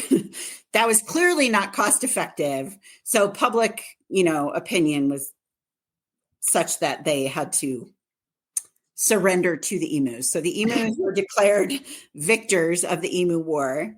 So by 1934, the government had switched their tactics and started just supplying farmers with ammo, and they created bounties. So all of the emus had bounties on their weird little heads. And with that was a little more successful. They got about 57,000 bounties were claimed within 6 months. But the emus were not, those male emus were still building nests and having babies with multiple girls. So, you're not gaining ground on the emus population. So the next tactic was to forget about shooting at the emus and just expand and reinforce fencing way past the boundaries of private farms. But this endangered the survival of the emus as a species, obviously, because it hindered their natural movements and their ability to follow the rainfall. So that effort was pretty limited in scope. So even though the emus won their war against the Australian military, they were still classified as vermin all the way up until 1999. When finally they became formally protected again by the Environment Protection and Biodiversity Conservation Act. And as of today, there are an estimated 600,000 emus wandering around Australia with their dinky little wings and their calf muscles and their little attitudes. So, So the winner is the emus. The emus won. I'm surprised they haven't militarized them, and just because you can shoot a horse, it sounds way easier than an emu. You could be riding an emu into war. There you go. And they would just keep going because they're freaking dinosaurs. Yeah, it's true. Yeah, they are. Mm-hmm. Bulletproof flesh. I know, they're basically bulletproof, sexy leg, little Cassie. So my question is, can you eat emu? Yes. And you can eat ostrich. Yeah. So why didn't they just eat them? kill them and eat them? It's like depressing for them. They're not eating them. I don't know if you'd have more success killing them just because your purpose was to eat them. I think the problem was killing them in the first place. True. But I was like, welcome them in, build them a pen. Yeah, that's true. Oh, call Australia. Let them know you figured it out. Well, I know people eat ostrich, so. Yeah, and they eat emus. Yeah, they do. I think, I still don't know why Billy's parents had emus. I don't know. There was literally no purpose for them. Oh, really? Because there became a time where everybody wanted to have ostriches and emus because the eggs were this big, right? And right, but this was the mid 80s. So that was way later. Just sort of like the alpaca and, there are emu, farmers or whatever. Yeah. Ranchers. Livestock ranchers. There you go. Ranchers. Gotta build a really good fence. When I was a kid, we had alpaca and possibly large bird ranches up around Sisters, Oregon, because we would go. Yeah. There was a big one right on the highway coming into Sisters, because it's a relatively small mountain town and it's next to two bigger ones. But Yeah, I was always going, my grandparents lived up there and I was always like, I want to stop near the alpacas. I should say my sources. I forgot. So my sources were the Encyclopedia Britannica, National Geographic, and then the Smithsonian National Zoo was where I got all of my very fun facts about calf muscles and eggs. And yeah, the Nick Cannon type behavior of male emus. Right? That's just sitting there like, emu, come to my nest. I know, right? Yeah, like, wait, you're going to build the nest. You're going to take care of the eggs, and then you're going to raise the youngins. I'm in. Count me in. I'll be right over. Sounds like a great deal. Oh, and now it's your turn. it is my turn. We took a short little break. Yay. Potty break. The pause that refreshes. Yes. The I middle-aged didn't woman actually break. could put my hair up really quick because it was driving me freaking nuts. And TMI, I had done my nose spray and missed the first time, and that was driving me nuts. So I got to go upstairs and blow my nose so I won't mess with my nose anymore because it's annoying me. All right. Okay, so I'm giving some origin for this story because it was never, I didn't intend to go in and do a big old huge multi-government conspiracy. I went in because there was some weird little detail on a freaking meme or something. And I did a search for weird mysteries and I was like, oh, that sounds weird. And then it blew up. So it's long, it's already long. And there was so much more I could have put in there, but it all came down to, all that government and political insanity. And I was like, that's too technical for me. I'm not going to do it. Yeah. So what I'm doing, we're going to call it the Havana Syndrome because that's kind of what it gets called sometimes. Havana, as in Cuba. Okay. Between 2016 and 2018, 26 American CIA agents and 13 Canadian intelligence officers in an American embassy located in Havana reported concussion symptoms without an injury leading to them. What they all had in common was the report of a noise they'd heard wherever they were staying, including homes and hotels. They all described the noise differently, ranging from high-pitched screeching to clicking to chirping to the sound of rolling marbles, some very specifically said. And though many said it was a grating sound and that it came from a single direction always. Like they weren't hearing this from everywhere. It's coming from somewhere specific. I remember hearing about this. Yeah, I told my husband who has, security clearance and all this stuff. And he was like, yeah, I've heard that. I can't tell you anymore. Other countries from this. They also felt vibrations or pressure from the length of the sound, which might be as quick as 20 seconds or as long as half an hour.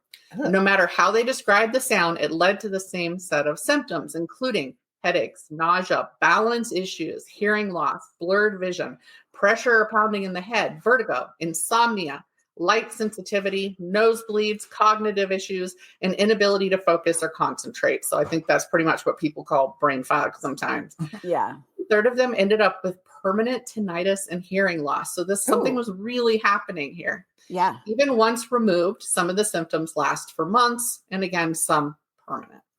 Doctors who examined them said it looked like they'd suffered a concussion, yet there were no external injuries to support that. Neurological tests confirmed damage of some sort. Some of them had managed to record the sound showing it really existed. These were sent to scientists who decided it sounded like male crickets looking to mate. Not That's emus. A very specific male cricket. Yes. Only they couldn't determine how in the hell this could cause the nasty symptoms people were having. But they're like, no, it's crickets wanting to mate. Horny crickets. That would be a big We've got sexy emus and horny crickets. Yeah. And that is what this episode is about. They thought the Cuban government must be messing with them, but couldn't find any source for the sounds. They even considered that listening devices had been put too close together, perhaps, and made the sounds as a result, like feedback, right, from a microphone. Only they couldn't find proof of that either, and the noise would have been different. We've all heard that noise. Oh, yes. It was at first ultimately decided that it was stress. This was a highly dangerous post, and any agents assigned there knew they were going to be watched and listened to all the time. This was a given. Perhaps it was getting to some of them. That sounds like what doctors say to women when they don't know. I know. Exactly. That's what I was Oh, thinking. you're just tired. You're just stressed. There is so much gaslighting in this story. It's government gaslighting. Mm-hmm. So even so, the U.S. government ended up removing about 60% of their folks from Cuba and sending home 17 Cuban diplomats from our country. Had the Cubans gotten what they wanted? Trump made a statement about it in October 2017, saying it was the Cubans and a very unusual attack. That was a quote. Cuba denied all knowledge or involvement and said the U.S. was lying. They offered to do an investigation and did, in fact, put together a group of 2,000 scientists and officers to do so. But then in May 2018, it started happening in Guangzhou, China. 15 Americans here had to be evacuated due to their symptoms. Several articles were published in the Journal of the American Medical Association, or JAMA, because that's what I will say if I mention it again, in 2018, saying the symptoms were consistent with persistent concussion and that the damage was consistent with that caused by pulsed radio frequency / microwave radiation, which is called RF-/MW. They also said the sounds were consistent with those created by the Frey effect, F-R-E-Y, also called the microwave auditory effect, where the sounds are produced directly inside the head without needing an electronic device to receive it. It's a real effect. Well, that's horrifying. Yep. Yeah. It was discovered in World War II when people working near radar transponders reported it. They reported that Russians had created something called the Moscow signal from 1953 to 1976, where they aimed microwave signals at the American embassy as an act of espionage. In 2019, several of the Canadians who had suffered in Havana sued the Canadian government for failing to protect them. Canada had removed all staff with families and left the bare minimum there, much like we had done. Then it happened other places. By 2021, more than 1,500 Americans working overseas in places like Hanoi, Poland, Georgia, India, Havana, Russia, Colombia, Australia, Germany, Serbia, Austria, Uzbekistan, China, and other countries, plus some located in Washington, D.C. Oh my gosh. Near them all, in military and intelligence positions, had gone in about these symptoms. Over 300 had been officially diagnosed. It ended up being called Havana Syndrome, though it appears as an anomalous health incident in many official papers. That's what they call it, anomalous. Health incidents. Vienna, Austria has now reported the second most number of cases after Havana. A chart by the Government Accountability Office, or GAO, of the percentage of patients who had received treatment by department showed that 11% were with the Department of State, 12% were FBI, 35% were in intelligence. No offense to FBI that you're not in intelligence. 35% were Department of Defense, and 6% were under other, possibly the family members impacted. It is still being reported, but incidents declined between 2021 and 2024. They couldn't figure out what was going on, but the symptoms and effects were very real, resulting in health claims filed. Scientists, doctors, and intelligence officials have been investigating and trying to find a root cause. They started considering these attacks by, quote, unidentified foreign actors, end quote, leaning heavily toward the Russians as time went on. But how were they creating these weapons? Were they made up of ultrasound or microwaves? Something else? Ultrasound is supposed to be outside the human capacity to hear. 2020 was made clear that both the Trump and Biden administrations believed it was Russia, as did CIA analysts. Accusations were also made of a government cover-up. In 2021, the Cuban government concluded their study and stated, quote, the narrative of the mysterious syndrome is not scientifically acceptable in any of its components, end quote. Further stating that, quote, no known form of energy can selectively cause brain damage with laser-like spatial accuracy under the conditions described for the alleged incidents in Havana. Not our circus, not our monkeys. Right. / Havana. Also in 2021, they had to delay a trip to Hanoi, Vietnam for Kamala Harris because of reports of Havana Syndrome there. And some officials interviewed by Politico stated that the microwave rays might be caused by spy devices being pointed at the officials, not as a weapon necessarily, but obtaining information, and that they could work up to 1,000 yards away and could be carried in a vehicle or a large backpack. That year, a 2014 NSA report was released stating, quote, a hostile country in the 1990s possessed a their quote, high-powered microwave system weapon that may have the ability to weaken, intimidate, or kill an enemy over time and without leaving evidence, in both quotes. At some point, they started referring to the brain damage from HS as TBI, traumatic brain injury. In 2022, the results of several studies came out, further attempting to cast blame. New theories, including pre-existing conditions, neurotoxins, something environmental, and directed energy weapons. And mass hysteria, like the dancing disease, which I have covered on here before, which is more nicely referred to as psychogenic factors. But for just a second here, let's think about the fact that TBI and all of that is associated with, say, football players who are getting hit in the head over and over again, hockey players. That's where you're seeing the type of thing they're seeing in government officials who have done nothing physical. Yeah. Probably really nothing physical. Probably really nothing. Sit on the asses. So the Jason Advisory Group, which is a, quote, independent group of elite scientists that advises the United States on matters of science and technology, mostly of a sensitive nature, end quote, which was created after the Sputnik launch, released a report in February 2022 stating it was, quote, highly unlikely that a directed energy attack had caused the health incidents, end quote. They pushed the cricket theory. That's the one they went with. Oh, God. Specifically as sounds produced from the Indies short-tailed cricket. Okay. That is a hell of a cricket. Yeah. Did it have muscular calves? It has to have made those sounds. How do they make their noises? Yeah. In March 2023, it's ridiculous. A group composed of 7 U.S. intelligence agencies called the Intelligence Committee Assessment further announced that it was very unlikely U.S. adversaries were involved, which was repeated in March 2024. That we're all the way up to there, folks, by the National Intelligence Council. Yeah, because why would our adversaries want to create adverse effects in? Just, right? I don't know. That doesn't make any sense. That's just silly. Silly. But there's more. Congress passed legislation in 2021 under Biden requiring that government employees and their families diagnosed with Havana Syndrome be compensated and fully treated. This was called the Havana Act, which stands for Helping American Victims Afflicted by Neurological Attacks. Somebody was so proud of that when they did it. Oh, yeah. And provides up to a year's salary on top of workers' comp. So that, I have a thing here. My dad had ALS. My dad was a veteran. And there is so much higher a percentage of veterans who develop ALS that the government has taken complete responsibility for any veteran, whether they served overseas or not, whether they sat at a desk or not, and treat them. That's the only reason we didn't all lose all of our money, because it's an expensive disease, but they cover everything in the VA.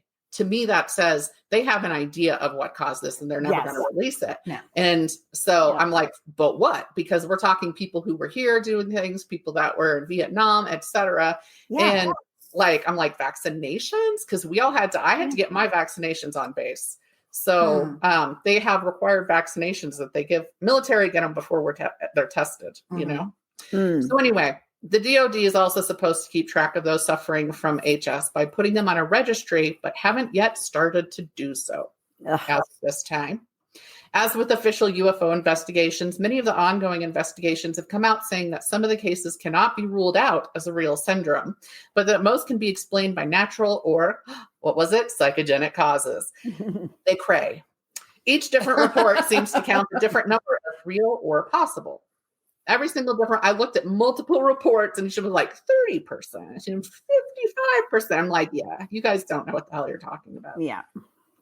The National Institutes of Health released a statement on a JAMA report on March 18th, 2024, saying MRIs detected no significant evidence between those reporting Havana Syndrome and control groups. However, they also maintained that the symptoms were very real and impactful, even disabling. They reported high findings of functional neurological disorders and PPPD, or persistent postural perceptual dizziness. Say that 3 times fast. These went hand in hand with reports of ongoing fatigue, depression, and PTSD well past when the other symptoms had disappeared. On March 31st, 2024, an investigative report put together by the Insider, Der Spiegel, and 60 Minutes working together was released pointing at Russian intelligence, specifically a unit called GRU, or the GRU unit 29155, that was discovered in 2019, though it has operated since 2008 at least. That's as far back as we can track it. They're known for assassinations, but, quote, received awards and promotions for the development and deployment of non-lethal acoustic weapons. End quote. Furthermore, they were tracked and shown to be in the right places at the right times for the various outbreaks. The Kremlin called these accusations baseless. J.D. Vance publicly mocked it. The GAO, well, then there you go. Oh, I know. Well, we know to believe it. Oh, yeah. The GAO has shown that those reporting issues are receiving inconsistent care and support and often don't know how to work with the military health system because that was not a health system they were in before. Right. Okay. My dad didn't work with the VA at all until he had the ALS. He had never gone to the VA before. I mean, he was a veteran, but it had been forever. He got out and last time he went in was 76 and then back out, and then the NSA picked him up. So yeah, it had been a long time. It was not a familiar thing for him.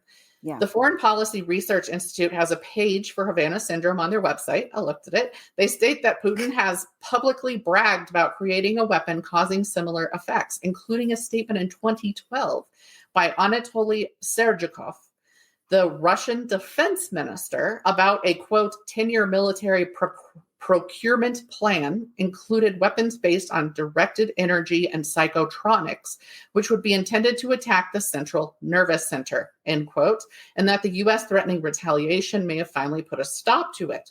It was addressed in 2021 by the CIA director, William Burns, by Biden in 2021 at the Geneva summit, and again in 2022 by Burns.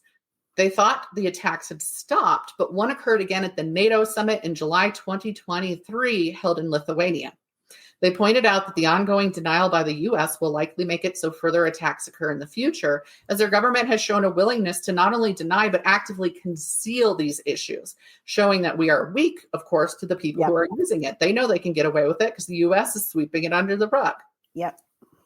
They also quoted an incident in former First Lady Laura Bush's memoir, Spoken from the Heart, about a 2007 incident that impacted George W. Bush on the way to the G8 summit. Quote, by the afternoon of June 7th, I could barely stand up. My head inexplicably throbbed. I was horribly dizzy and nauseated. I went to bed, pulled up the covers, and for several hours felt so awful that I might die right there in the hotel room. Nearly a dozen members of our delegation were stricken. For most of us, the primary symptoms were nausea or dizziness, but one of our military aides had difficulty walking, and a White House staffer lost all hearing in one ear. Whoa. Quote from her book. Wow. And there were spaces in there, just so people know, instead of me quoting three different things, it was like in a paragraph, but it was, there were little bits removed. It is documented and even admitted by Russia that they did things like irradiate the American embassy during the Cold War in 1953, which caused several cases of fatal cancer over time. Russia admitted it in 1976, saying they were using microwaves to counter listening devices, and it had this side effect when they tested and experimented with it.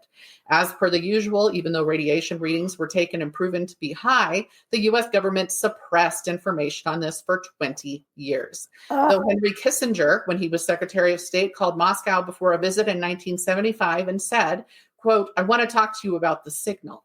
That beam you are beaming into our embassy in Moscow.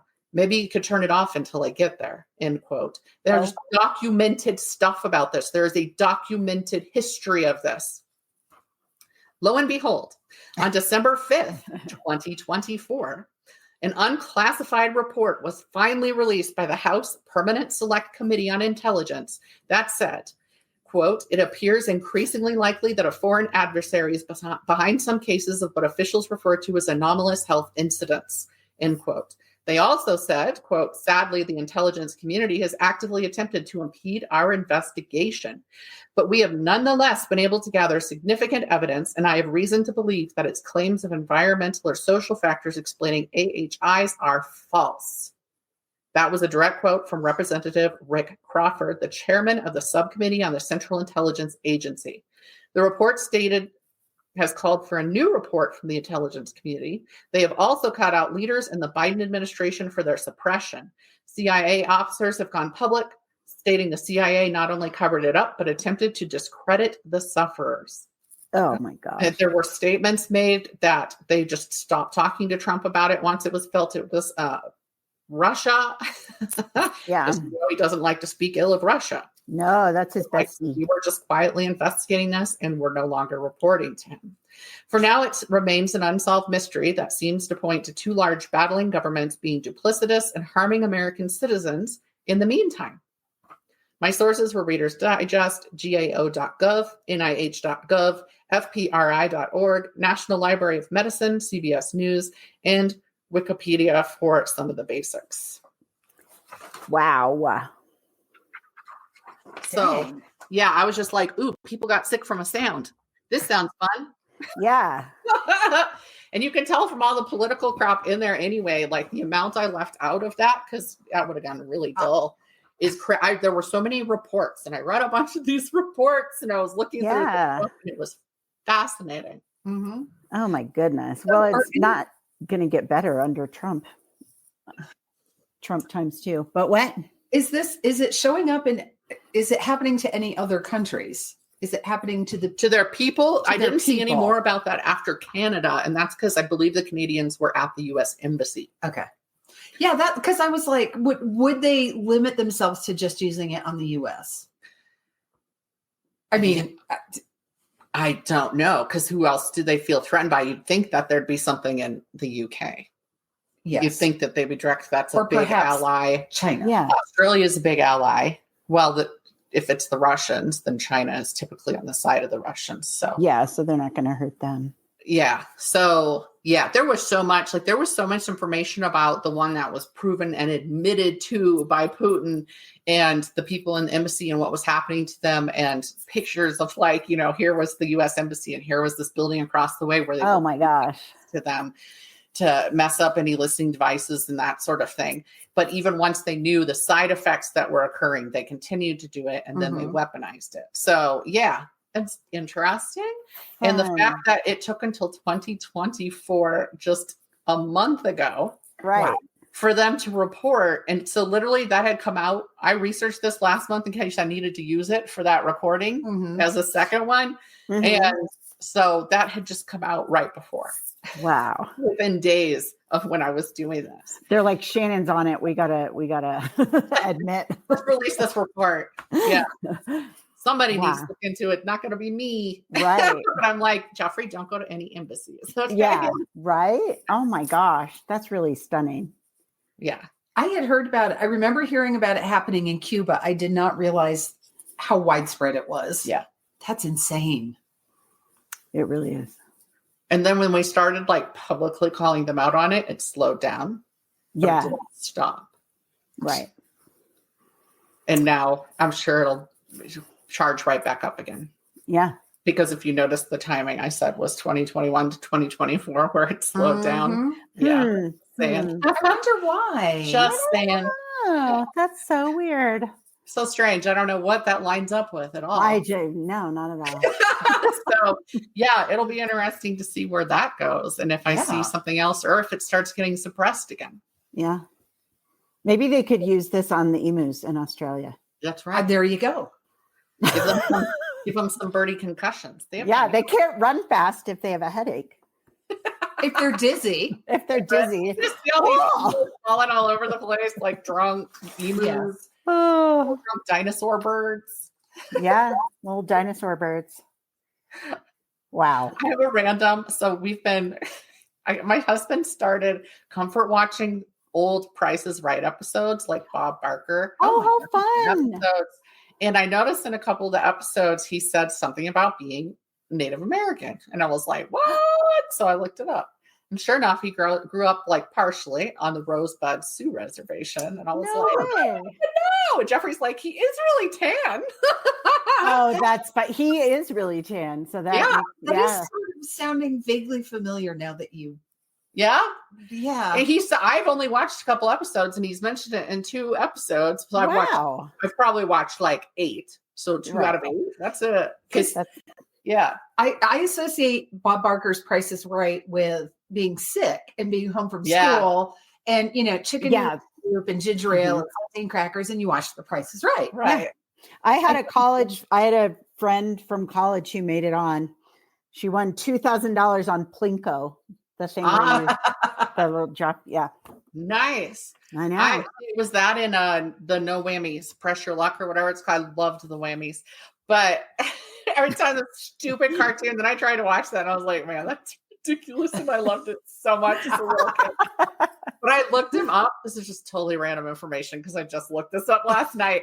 So I looked him up. And so first of all, he was a black belt and studied under Chuck Norris before both of them were famous. No way. So when he had a radio show before he was on Price is Right, he brought Chuck Norris on as a guest. Again, before Chuck Norris was an actor and all that. Oh my gosh. And he was a huge animal right. Like I told Jeff, Oh, yes. I was like, do you remember like at the end of every episode, he Oh, would say, yeah. spay and neuter your pets. Yep. Well, he made like, I think LA nonprofit doing specifically that to provide low cost spaying and neutering to pets that he named after his wife. I think her name was Dorothy Joe. How do I remember that? And he always said that she was the animal lover. And yet long after she died in the 80s, he's funded a whaling boat for an anti-whaling boat, the big ones that go out and try and stop the brutal whaling. Right. He had so many charity things and stuff he did for animals. He fought having elephants in circuses. I think he even went remember that on that. He fought having bears at roadside areas. Like he won awards for his animal care and doing all that work where he was like, I'm going to use my money for this. He said, that's great. So anyway, I ended up sucked down this entire black hole of like a rabbit hole. Did he have any children? I didn't see that he had children. I don't know. That's a good question. I just remember I like the microphone. Yes, the weird it's like the cool, super long. Does Drew Carey use that? Because he does. He's the new host, right? Yeah. Do either of you remember his show before The Price is Right? I read about it, but I had not watched it. I had seen it when it was on originally. It was called Truth or Consequences. Yes. Oh, yes. Yeah. And it had the most, I need to go back and rewatch it. It had the most ridiculous things. Like one time, because they would pull people out of the audience and do ridiculous shit. So they had all these, I think it was women behind a wall, and all you could see, their ear was sticking out. Oh, yeah. And they would bring out the husband and he would have to pick out. I think I've seen clips of it. Which one was his wife's ear? It's like Jerry Springer before. It's the gateway drug to Jerry Springer. Every time there was a fight, she was like, that's not my ear. I know.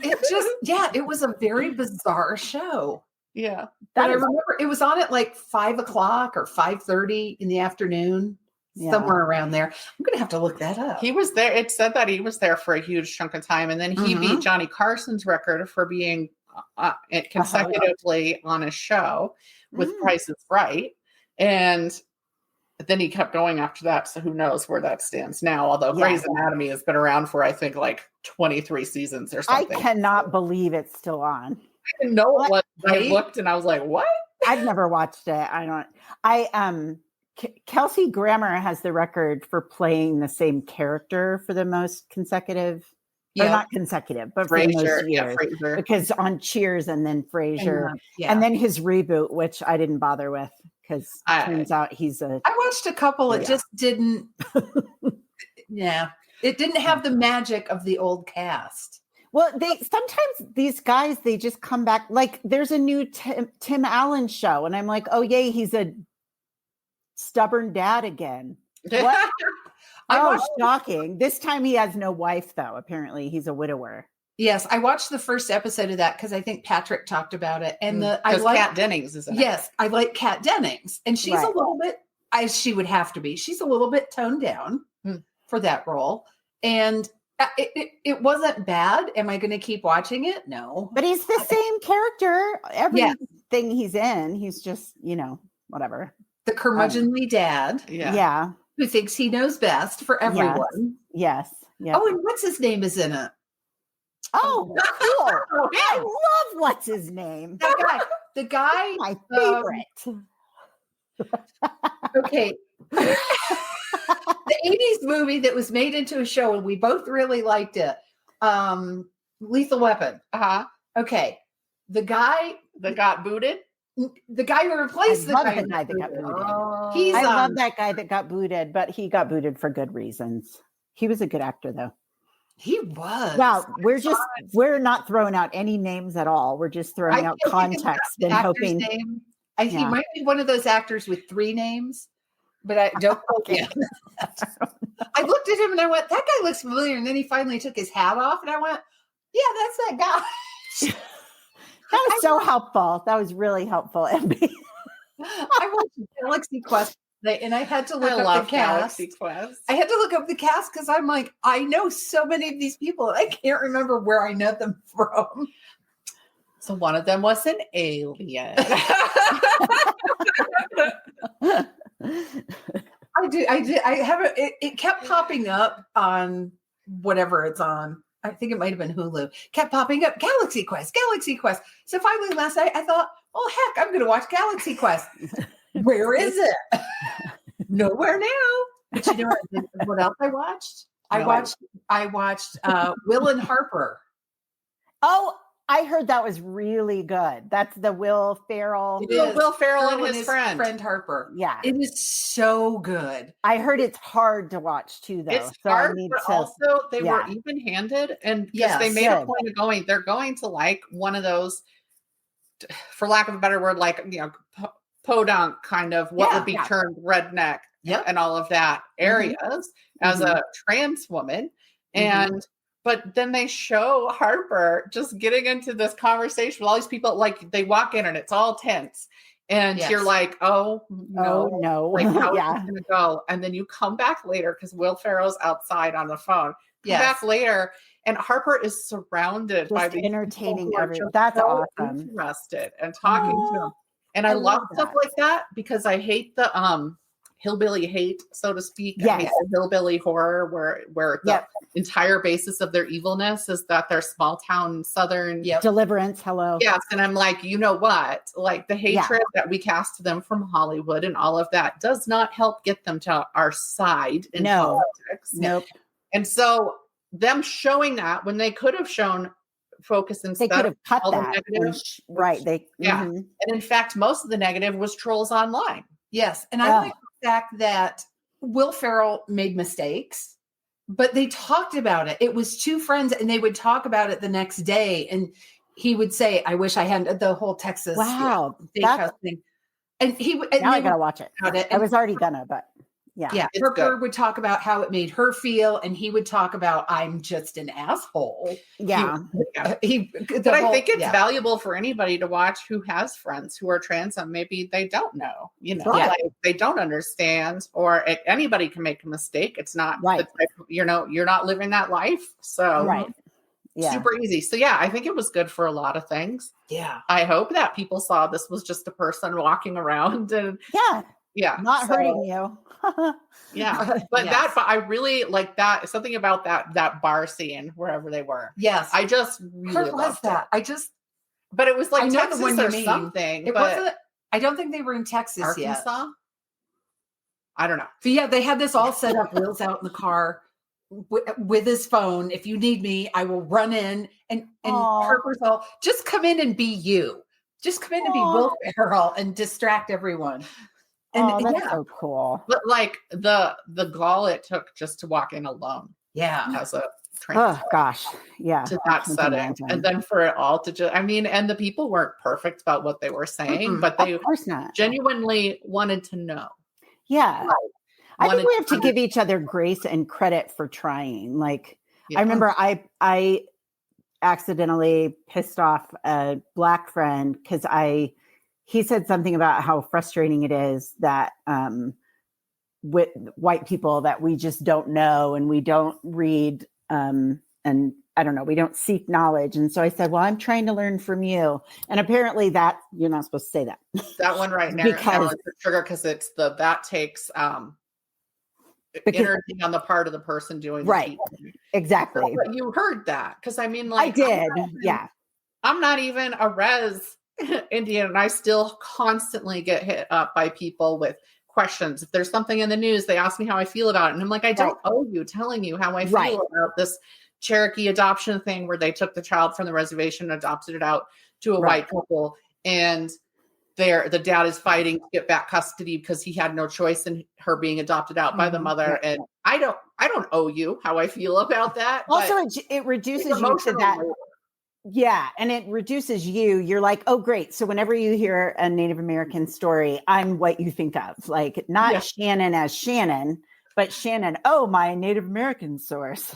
Right. You know? And I'm like, I haven't even lived that life. I can't even answer. That's what people like, would you beta read my book? And I'm like, I won't. Yeah.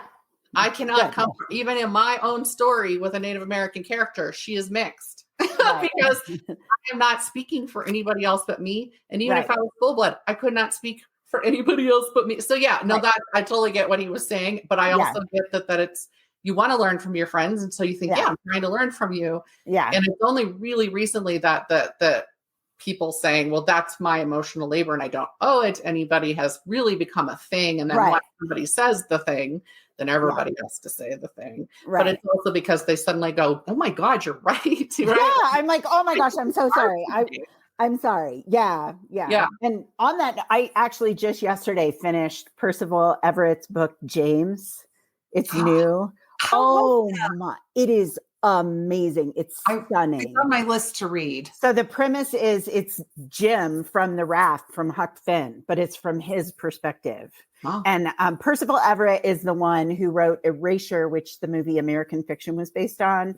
And our pastor is Black, and Percival Everett is one of his favorite authors. And he said he's a satirist, so he's very cutting about the specifically the Black American experience. And I don't know if you guys, I haven't read Erasure, but I did see American Fiction, also absolutely mind-blowing, so good. So I'm trying to learn for myself, you know. So I mean, it's the best anybody can do. Yeah. But I will say that one of my favorite authors, regardless of the fact that she happens to be African, she's Nigerian. Her name's Chimamanda Ngozi Adichie, which is very fun to say. Wow. Her most famous one is Americana. But one of my top 10 favorite books of all time was her first novel, bitch. Anyway, called Purple Hibiscus. Her first pancake was fine, thanks. No, anyway. You don't know that was the first book she wrote. Okay, good point. But anyway, she has this really good TED Talk called The Danger of a Single Story. Mm-hmm. It is awesome. And I actually showed it to I taught world literature years ago, and I would show that to my classes because she talks about coming to America and like going to college. I can't remember. It was Ivy League somewhere. I don't know. It was NYU. Anyway, whatever. It was on the East Coast, a good school. So her roommate was like, what kind of music do you like? And she was like, Britney Spears. And, you know, like she was expecting her to be, you know, and then also just the people who like talk about Africa like it's a country, not a continent with extremely different countries, and even Nigeria. That's why Purple Hibiscus is set in Nigeria, and it really highlights the dichotomy between the wealthy and the poor. And then Americana is a little bit kind of like her experience because it's a Nigerian woman who comes to college in America. So, and just how weird it is to be an African Black versus an African American, an American Black, because she was never a minority in Nigeria ever. And then she comes here and she's like, whoa.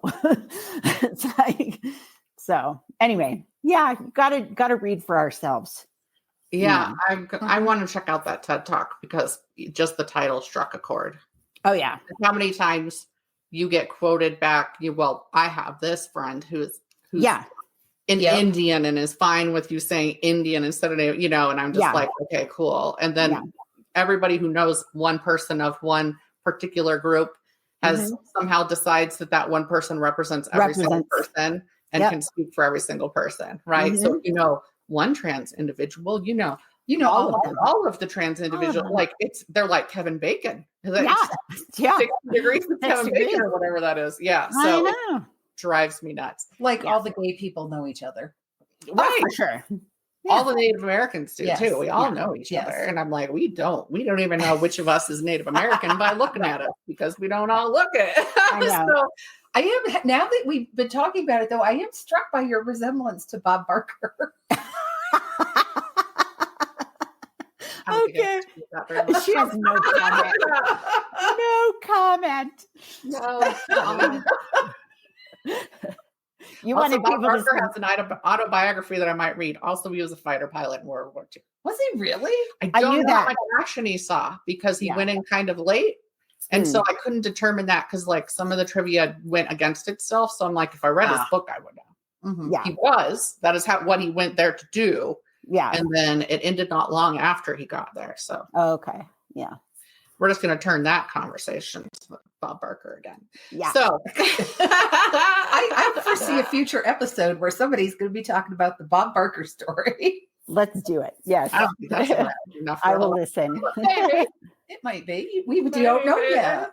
Yeah. Somebody, one of his models brought sexual harassment charges against him. And I told that to Jeff as I was reading it. And he was like, yeah, he likes the ladies because he's been watching it. Like, he's still stressed out right now. He's just been watching Price is Right while he works. Like, I mean, they did hire extremely hot ladies. So yeah. Now they have also hire hot men. So he flirted. He adored his wife. He talked about her in every single interview. Yep. But he flirted when he was on there. Yeah. It was also of an era. Yep. Yeah. Well, speaking of an era, I had my regular dentist wasn't in on Friday when I went in, and I got this white-haired guy who called me sweetie and sweetheart like 3 times, and I was like, "Sir." Did you call him sugar booger? Do you know what? I really hit my mouth. I couldn't really talk because dentist, but I will say I'm very proud of, I remember back when I think I was engaged. So I must've been 22. I remember I'm proud of 22-year-old Mandy because I remember having I worked in accounts payable and I had this guy on the phone, whatever. And he always called me sweetie. And, so I think like the 3rd time he did it when I was getting off the phone, I'm like, okay, thanks, honey. And he never did it again. It was awesome. I loved it. That is excellent. But I mean, not that it wasn't okay to do that to a 22-year-old, but I'm sorry. I am a 55-year-old. Like, I don't know. I guess I shouldn't act like it's even worse for a 55-year-old, but it felt worse because I'm like, what are you doing? Maybe it's just because it's 30 years later and you should know. What are you doing? Because it's somewhat condescending. Yeah. I'm like, why are you calling me sweetheart? I'm your patient. Don't call me a term of endearment. You don't even know who I am. Yeah. I worked with a guy who called everybody hun, but he called, I do mean he was everybody. Everybody, male, female, that's totally boss, different. Subordinate, across the board. Everybody was hun. Well, I did. And I will tell you, when I came home, I asked Peter, because we go to the same dentist, and he actually saw that guy a couple weeks ago. And I'm like, did he call you sweetie? And he said, no. I'm like, okay, then I will maintain my offense. Peter is not sweetie. I am. So. All right. Oh, well. It is time. We thank everybody for listening. Yes. Thanks, sweethearts. Oh, no. Come in, sweetie. My husband would call me puddin', like in Harley Quinn, because he knows that it pisses me off. Oh, that's funny. So if I'm railing and ranting about something, which happens a lot because I'm very stressed out at work right now, it happened for months. Yeah. Months. Yeah. And so that's how he counteracts things, because he's sarcastic. Okay, I have to tell you what Kurt Russell's cousin used to call me. I told you I dated Kurt Russell's cousin. Mm-hmm. He did it to be annoying, but he called me Snuggle Muffin. Oh, isn't that terrible? I know. Sorry. I'm not big. Oh my gosh, your face in general between adults. Yeah. Well, we were like 15. Yeah. Well, except for there are like Southern, for example, there are people who can do it who it doesn't come off as the same, as condescending. Yeah, exactly. And you see them call everybody that. It's sincere. Yeah. And so it doesn't get to you, but then other people do it and you're like, what did you say? Exactly. And that is how I felt with the dentist. Cause I'm like, I don't know. That was just weird. It is weird. But I feel like probably even some listeners are like, Mandy, shut up. Because like what we were talking about, like certain things. We'll just say to them, I am not speaking for all women. Yeah. Sweetie, deal with it. Anyway. All right. Thank you so much for coming on and talking about Thanks for inviting me. The mayhem of the emus. I figured it would fit in to the mayhem portion of the title. What's funny is this is going to come out the day after Valentine's Day. Oh. And I thought about doing something Valentine's Day and I was like, no. I don't want to. I mentioned the Valentine's Day massacre in mine. You did. In passing reference, but still. I did mention it, so we're good. We did talk about the romantic habits of emus. So we did. And also crickets.